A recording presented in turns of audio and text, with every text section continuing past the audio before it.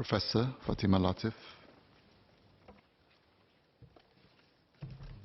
Mr. Speaker, in Malay please. Tuan Speaker, bungkusan rokok yang seiras diharap pertama, kurang menarik bagi perokok terutama sekali generasi muda dan mereka yang baru mahu cuba-cuba dan mula-mula merokok.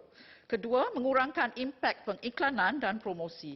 Ketiga, memperkuatkan lagi pesanan-pesanan negatif dan bahaya tentang merokok. Keempat, membuat lebih jelas grafik-grafik risiko dan amaran tentang merokok melalui bungkusannya. Langkah-langkah ini memang mudah-mudahan dapat menurunkan lagi kadar merokok dan juga mencegah mereka-mereka yang ada niat untuk mula berokok. Ianya juga seiras dengan Convention WHO untuk mengurangkan lagi jumlah perokok secara global. Tetapi, bolehkah langkah-langkah ini memberi kesan terutama sekali kepada masyarakat Melayu kita? Mereka mempunyai kadar merokok tertinggi secara nasional.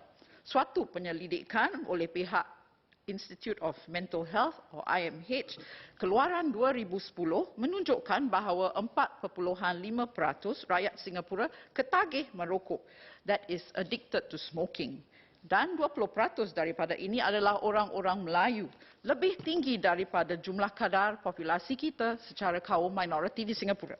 Apakah yang harus kita lakukan menangani hal ini? Program-program seperti I Quit Challenge, cabaran berhenti merokok di bulan Ramadan, iklan-iklan dan sebagainya dan macam-macam langkah oleh pemerintah barangkali semakin menjadi lali dan tidak berkesan.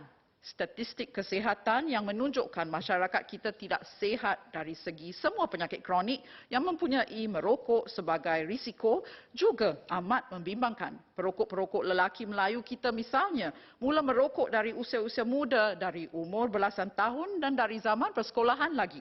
Ini tidak sihat. Ibu bapa yang merokok meninggalkan risiko asap terhidu oleh anak-anak dan ahli keluarga dan ini juga meningkatkan lagi risiko mereka-mereka ini. Dari itu, kita harus bersama-sama menggembling tenaga memperbaiki masalah ini bersama-sama. Diharap pesanan-pesanan ini dan had umur untuk membeli rokok, juga mesej-mesej psikologi yang negatif dapat memberi kesan dalam masalah menangani masalah merokok yang kompleks ini. In English, sir, standardized packaging, is it going to work for Singapore? We have had all kinds of efforts put in, and I have to commend the Ministry of Health for all the initiatives that have been undertaken over the years. We've seen the literature from several countries and have seen how this implementation has been rather lukewarm and in fact controversial in some countries. So are we still going ahead with it? Well, in considering this, it brings us to the root cause of, firstly, the association between cigarette smoking and cigarette pack designs, the pack attributes, and also people's choices. Secondly, it's about perceptions about the standardized packaging versus the usual packaging. And thirdly, the potential impact of the graphic warning and advisory. And there's been studies that have been quoted both pro and also against this.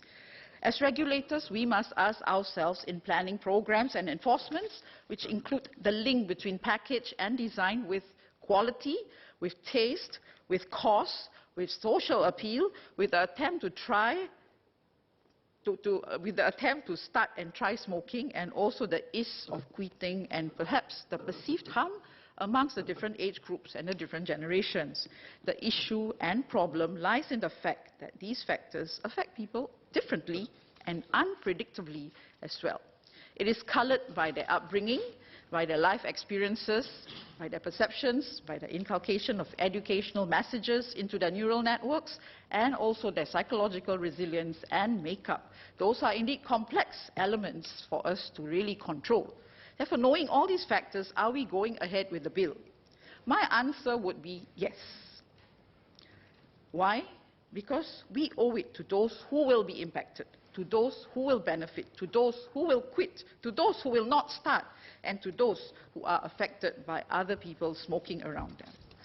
Therefore, it may be short-sighted to actually just view this bill as a single entity. It is something that should be seen in the bigger context of Singapore as a clean and green garden city, in the context of making the presence of smoking restrictions framework in our public places common, with the fact that we have age restriction limits to the purchase of cigarettes and tobacco products, And of course, our ongoing educational efforts and I Quit programs that have been implemented over years and generation. And all these are also important because we want to make sure that our younger generation stay healthy for years to come. In fact, one of the programs that's targeting the younger generation will be the smoke-free tobacco generation. That is for those who are born in the year 2000 and beyond to actually stop smoking. And I think we've been quite active with this program in our schools and with teenagers as well. So therefore, when we consider all these put together, hopefully it will be more positive than negative. So, sir, I support the bill.